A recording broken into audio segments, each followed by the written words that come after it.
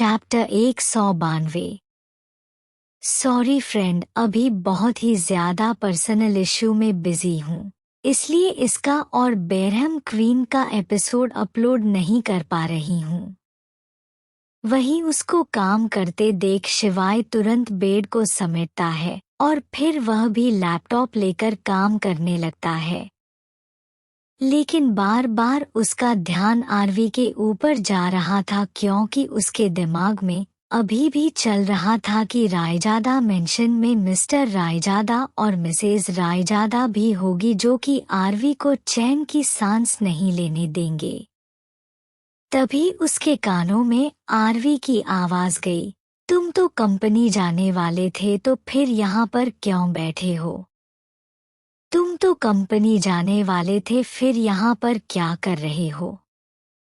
तो शिवाय स्पीचलेस हो गया, क्योंकि उसके पास कोई जवाब नहीं था आरवी के सवाल का। तभी आरवी फिर से बोली, जाओ, लेट हो रहा होगा तुम्हें। तो शिवाय गुस्से में बेड से उठता है और अपने लैपटॉप को बेड पर पटक कर क्लोजेट में चला गया। उसके जाने के बाद आरवी मुस्कुरा दी और फिर से अपने लैपटॉप में काम करने लगी। रायजादा कंपनी। विक्रम जी रेयान और निकेश के सामने खड़े थे। विक्रम जी के साथ साथ राम ओबेरॉय भी वहीं पर थे। तभी विक्रम जी एक फाइल को टेबल पर पटकते हुए बोले, आखिर वरिष्ठ खुराना को हमारे से प्रॉब्लम क्या है? वह क्यों अपने कंपनी के साइंटिस्ट को हमसे नहीं मिला रहा है, ताकि हम अपने प्रोजेक्ट को आगे बढ़ा सके? तो राम ओबेरॉय बोले, विक्रम शांत हो जाओ, क्योंकि अभी हमारे कोलैबोरेशन के ज्यादा दिन नहीं हुए हैं। अगर हम इतने बेसब्र हो गए तो खुरानास को मौका मिल जाएगा हमसे आगे निकलने का। राम जी की बात सुनकर रेयान बोला, लेकिन राम अंकल, खुराना तो जब चाहे तब नंबर 1 पोजीशन पर आ सकते हैं। तो निकेश उसे घूर कर देखता है तो रेयान बोला, आई मीन सभी यही कहते हैं। मैं जहां भी जाता हूं यही सुनने को मिलता है कि खुराना फैमिली जानबूझकर 5th नंबर पर रहती है। रेयान की बात पर कोई कुछ नहीं बोला। तभी विक्रम जी निकेश की ओर देखते हुए बोले, निकेश बेटा, मैं चाहता हूँ कि आज रात डिनर पर तुम भी हमारे घर पर आओ। तो निकेश कंजूरिंग भरी नजरों से विक्रम जी को देखने लगा। तो विक्रम जी बोले, वह क्या है ना, आज अनु और शिवाय दोनों ही रायजादा मेंशन आ रहे हैं डिनर के लिए, इसलिए मैं चाह रहा हूँ कि तुम भी आ जाओ। तो निकेश बोला, क्या शिवाय ने हाँ बोल दिया है? निकेश की बात पर विक्रम जी के पास कोई जवाब नहीं था, लेकिन फिर भी वह मुस्कुराते हुए बोले, अनु ने बोला है कि वह और शिवाय दोनों साथ में आएंगे। तो निकेश बोला, आपको यह बात कैसे मालूम चला? क्या अनु ने आपको कॉल किया था? तो विक्रम जी रुआनी आवाज में बोले, वह आजकल मेरे पास कहाँ कॉल करती है। मुझे तो यह बात माँ से पता चला है। खैर ये सब छोड़ो, आज रात तुम डिनर के लिए आना रायजादा मेंशन, क्योंकि मैं चाहता हूँ कि विक्रांत तुमसे मिल सके और तुम्हें जान सके। तो निकेश कुछ नहीं बोला। तभी राम जी बोले, मुझे विक्रम से अकेले में बात करना है। तो सारे यंगस्टर एक दूसरे के चेहरे देखकर केबिन से निकल गए। उनके जाने के बाद राम जी विक्रम जी से बोले, विक्रम, तुमने निकेश को डिनर के लिए रायजादा मेंशन क्यों इनवाइट किया? तो विक्रम जी बोले, अरे इसमें कौन सी बड़ी बात है, हम सब जानते हैं कि वह राधिका को पसंद करता है, इसलिए मैंने उसे बुला लिया ताकि वह हम सब से भी मिल सके और राधिका से भी। तो राम जी बोले, जो तुम बोल रहे हो अगर वह सच है तो ठीक है, लेकिन अगर तुम निकेश को इसलिए बुला रहे हो ताकि तुम शिवाय के साथ उसका कंपेयर कर सको, तो यह बात ठीक नहीं होगा। तो विक्रम जी बोले, क्या तुम्हें सच में लगता है कि मैं शिवाय का बेइज्जती करूंगा? भले ही हमारे घर की औरतों को नहीं मालूम कि शिवाय कौन है, लेकिन हम सब तो अच्छे से जानते हैं कि आखिर शिवाय राजपूत है कौन। उसके एक इशारे पर पूरे कंट्री में आग लग सकती है और तुम सोच रहे हो कि मैं उसे ऑफेंड करने की कोशिश करूंगा। तो राम जी चुप हो गए, क्योंकि उन्हें भी यह बात सही लगा कि भले शिवाय राजपूत के असली आइडेंटिटी को जानकर कोई उनसे दुश्मनी क्यों मोलेगा। तभी विक्रम जी बोले, राम अब मुझे चलना चाहिए क्योंकि अंधेरा होने वाला है और घर पर सब लोग मेरा इंतजार कर रहे होंगे, क्योंकि आज रात अनु भी आने वाली है। तो राम जी कुछ नहीं बोले, तो विक्रम जी केबिन से बाहर निकल गए। उनके जाने के बाद राम जी विक्रम जी के ही केबिन में सोफे पर बैठकर अपनी आंखें बंद कर लेते हैं। तो उन्हें एक नन्ही सी लड़की जिसका उम्र 14-15 साल होगा, उसका चेहरा याद आने लगा। उस चेहरे को याद करके उनके आंखों में नमी तैर गई और वह अपने दोनों हाथों को एक दूसरे से पकड़ते हुए बोले, सॉरी सारू, अपने पापा को माफ कर देना, हम तुम्हें नहीं बचा पाए। इतना बोलकर वो 10 साल पहले के यादों में खो गए, जब रात के वक्त उसे अंधेरे हवेली में सिर्फ वो और सर्विका ही थे, क्योंकि शिवाय और निकेश पहले ही जा चुके थे। रात के वक्त वह सर्विका के ही कमरे में उसके साथ सोए हुए थे, ताकि सर्विका को अच्छे से नींद आए और उसे डर ना लगे। तभी सार्विका राम जी की उंगलियों को पकड़ते हुए बोली, पापा प्यास लगी है। तो राम जी बेड पर से उठकर जाकर टेबल पर से मग को उठाते हैं, तो देखते हैं उसमें पानी नहीं है। तो वह मग लेकर सीधा नीचे चले जाते हैं ताकि वह पानी भरकर ला सके। लेकिन रात के वक्त उन्होंने ध्यान नहीं दिया कि हर जगह अंधेरा है और कहीं पर भी उनके बॉडीगार्ड्स नहीं दिख रहे हैं। 5 मिनट बाद जब वह आप वापस कमरे में आते हैं तो हैरान हो जाते हैं, क्योंकि सर्विका के दोनों हाथ और पैर बंधे हुए थे और सर्विका के आसपास लगभग 20 बॉडीगार्ड खड़े थे। इतने सारे लोगों को देखकर विक्रांत जी के हाथ से मग छूट गया और वह कांच का मग पूरा फर्श पर टूट के बिखर गया। तभी सर्विक अपने दोनों हाथों को खोलने की कोशिश करते हुए चिल्लाई, पापा बचाओ। तो विक्रांत जी दौड़कर सर्विका के पास आने के हुए कि तभी एक मास्क लगाए हुआ इंसान सर्विका के माथे पर बंदूक तानते हुए बोला, वहां से एक कदम भी आगे मत बढ़ाना राम ओबेरॉय, वरना तुम्हारी प्यारी सी गुड़िया को हम यमराज के पास भेज देंगे। तो राम ओबेरॉय के कदम वहीं पर ठहर गए जहां तक वह पहुंचे थे। उन्हें रुकते देख वो मास्क मैन सर्विका को अपने गोद में उठाकर बेड पर बैठकर अपने अंगूठे को उसके होंठ पर फिराते हुए बोला, बड़ा नाजुक है ये होंठ तुम्हारे, मन कर रहा है अभी इसे खा जाओ। इतना बोलकर वह मास्क मैन अपनी हवस भरी नजरों से सर्विका को देखने लगा, जो कि अपने आंखों में आंसू लिए हुए उसे ही डरते हुए देख रही थी। वही अपनी बेटी के लिए इतनी घटिया शब्द सुनकर राम जी की आंखों में पानी आ गया और वह लड़खड़ाते हुए बोले, उसे छोड़ दो प्लीज। तो वह मास्क मैन अपने नजरों को राम जी की तरफ करता है जिनके पैर कपक पा रहे थे, तो वह मुस्कुराते हुए बोला, ऐसे तुम अच्छे लग रहे हो डरते हुए। अगर तुम हमेशा ऐसे ही डर डर के रहते तो मुझे तुम्हारे बेटी को नहीं उठाना पड़ता। तो राम जी अपने दोनों हाथों को जोड़ते हुए बोले, प्लीज सर्विका को छोड़ दो, वह अभी बच्ची है। तो वह मास्क मैन फिर से सर्विका को ऊपर से नीचे तक तारते हुए बोला, बच्चों को तो ही अपने शिकार बनाने में मजा आता है मुझे, चैप्टर 192। अगर तुम हमेशा ऐसे ही डर डर के रहते तो मुझे तुम्हारे बेटी को नहीं उठाना पड़ता। तो राम जी अपने दोनों हाथों को जोड़ते हुए बोले, प्लीज सर्विका को छोड़ दो, वह अभी बच्ची है।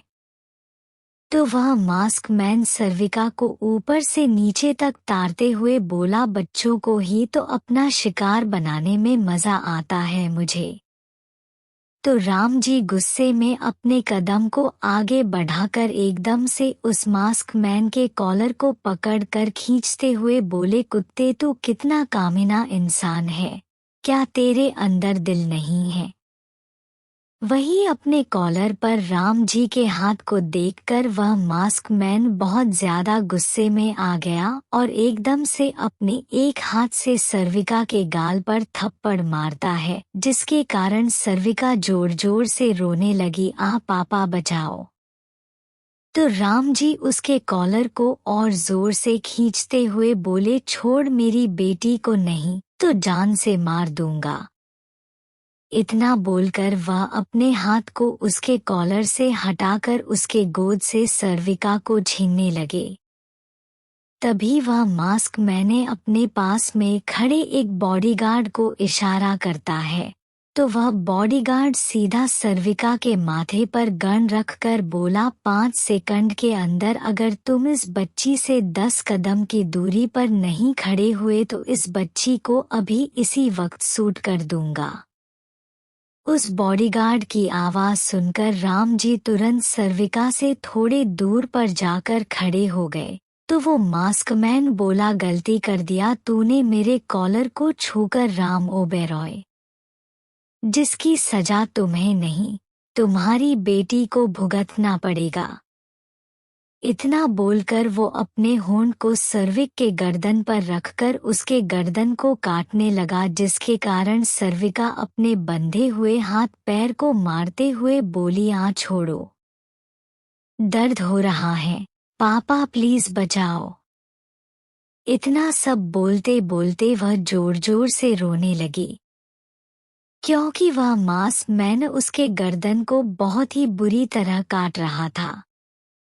वही अपनी बेटी को इस हालत में देखकर राम जी अपने दोनों हाथों को जोड़ते हुए बोले, प्लीज छोड़ दो मेरी गुड़िया को, तुम्हें जो भी चीज चाहिए मैं वह तुम्हें लाकर दूंगा, प्लीज उसे छोड़ दो, उसे कुछ मत करो, वह अभी बच्ची है।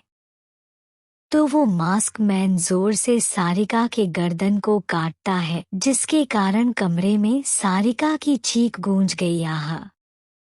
तो वह मास्क मैन उसके गर्दन को छोड़कर राम ओबेरॉय की तरफ देखता है, जो अपने दोनों हाथों को जोड़ते हुए उसे अपनी बेटी को छोड़ने का रहम की भीख मांग रहे थे।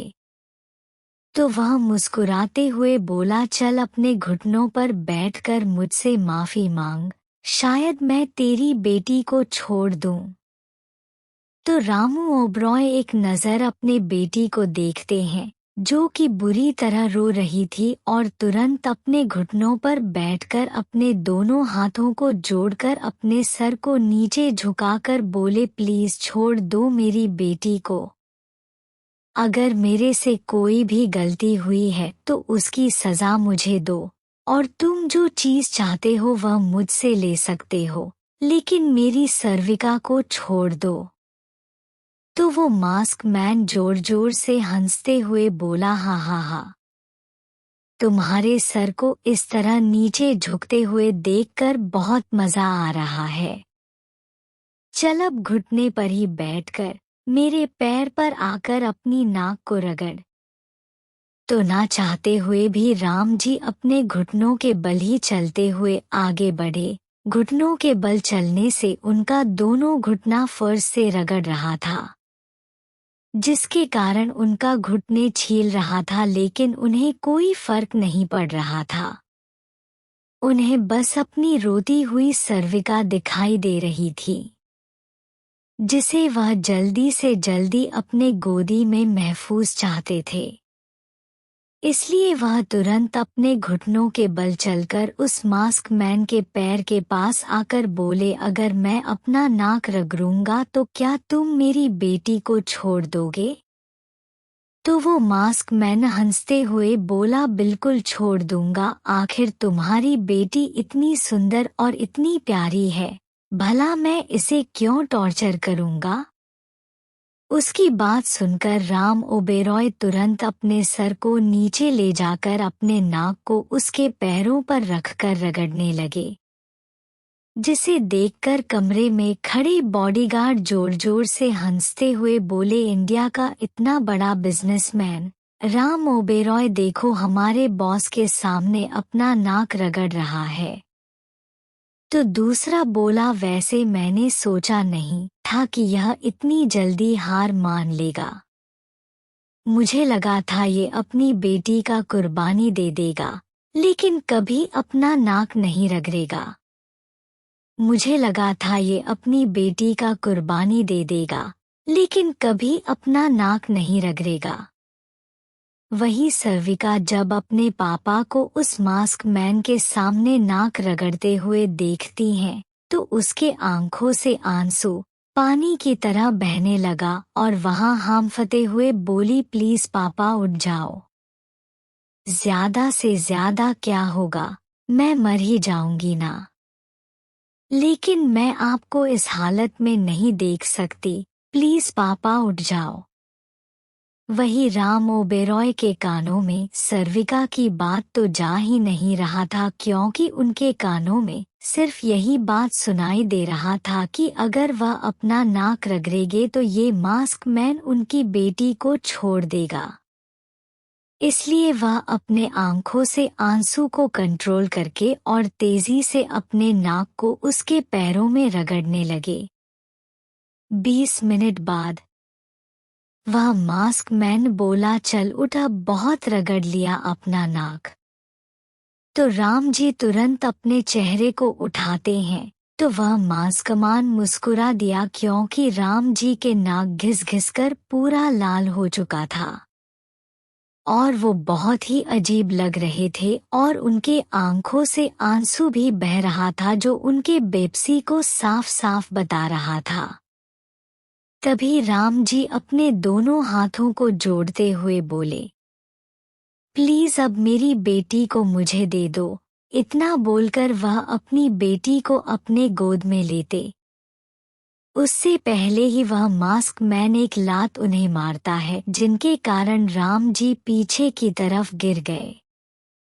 तो वह मास्क मैन सर्विका को अपने गोद में लिए हुए ही बेड से उठा और जाकर राम जी के नाक पर अपने पैर के जूते रखते हुए बोला, तुझे अपना नाक देख देख कर बार बार तुझे अपनी बेटी की याद आएगी।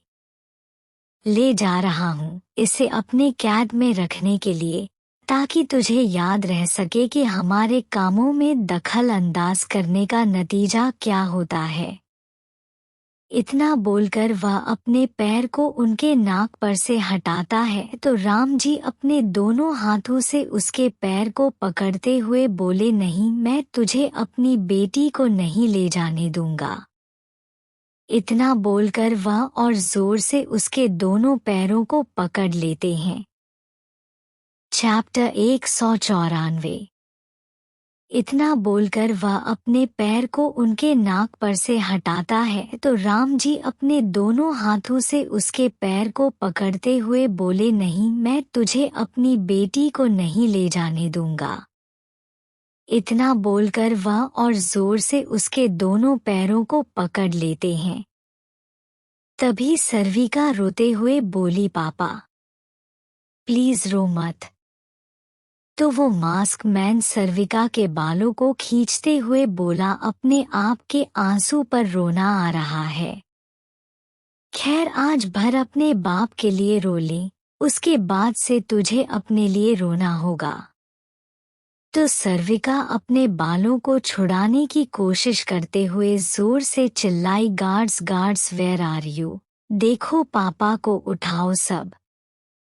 सर्विका की बात सुनकर सारे बॉडीगार्ड फिर से हंसने लगे और बोले, तुझे अभी तक लगता है कि तेरे बाप के बॉडीगार्ड जिंदा होंगे?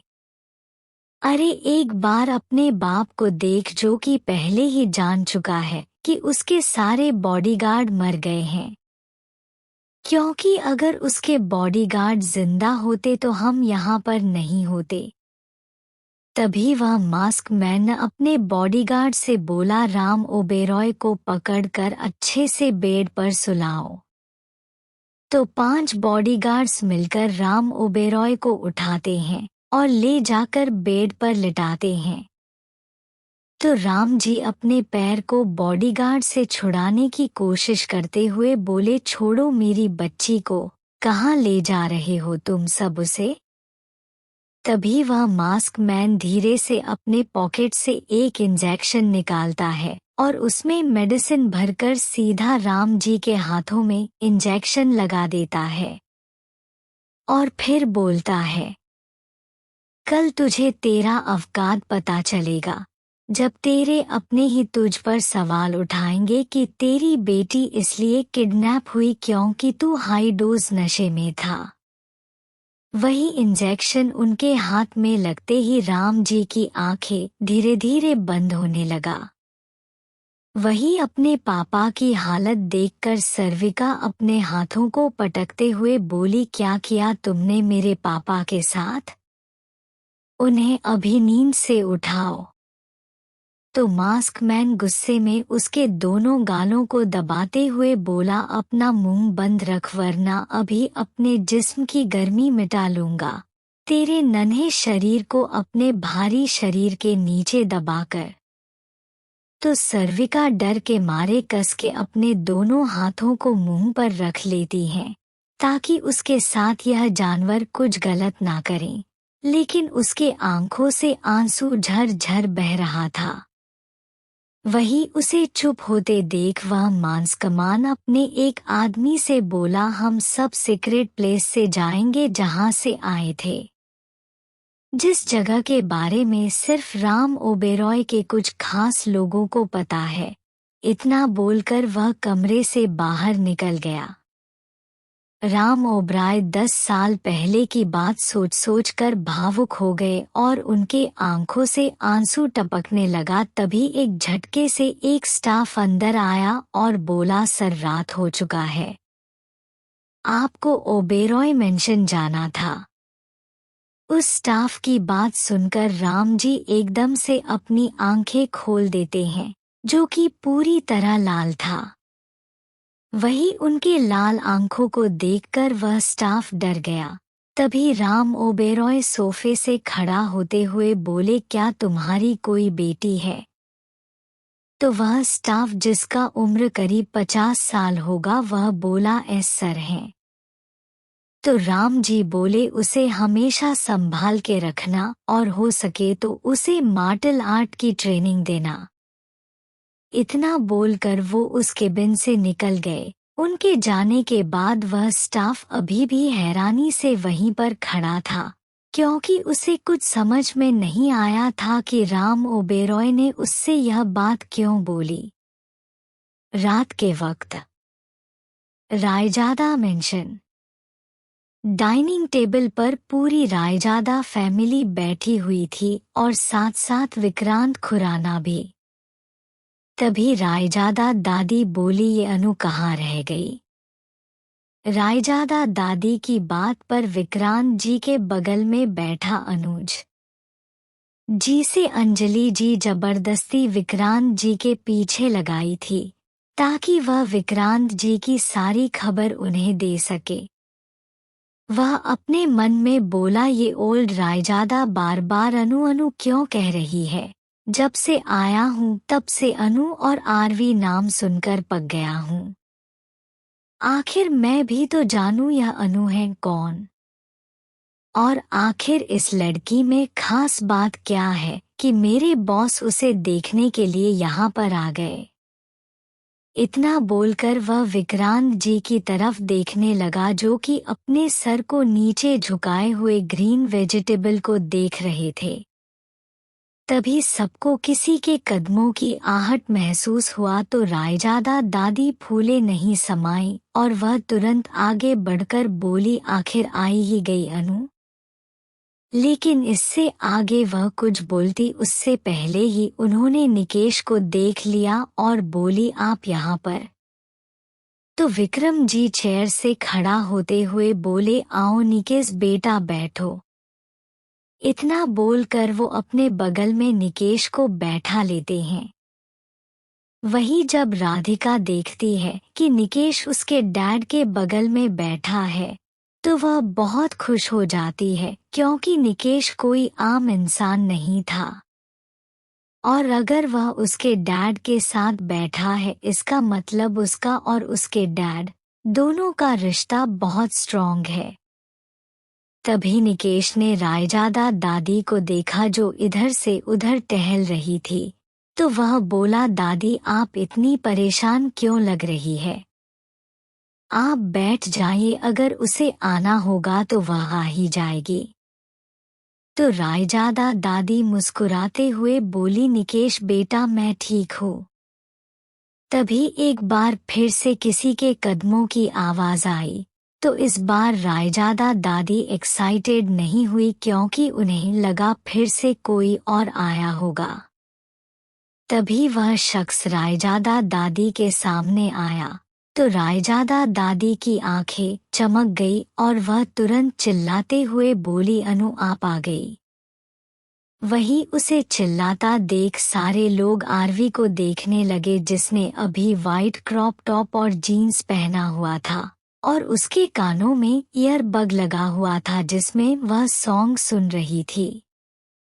वह इतना सिंपल लुक में भी बहुत ही ज्यादा प्रीति और सुंदर दिख रही थी, जिसे देखकर सभी की आंखें उस पर तैर गई। पूरी रायजादा फैमिली आरवी को मदहोश होकर देख रही थी, क्योंकि उन लोगों ने सोचा था कि डिनर के लिए आरवी पूरी सज धज के आएगी। लेकिन उनके उलट आरवी बिल्कुल सिंपल लुक में आई थी, जो उन सबके लिए थोड़ा शौक भरा था। लेकिन अगर सबसे ज्यादा कोई शौक था वह भी अलग रीजन के वजह से, वह थे विक्रांत खुराना जो कि अपनी आंखें फाड़े आरवी को घूर रहे थे।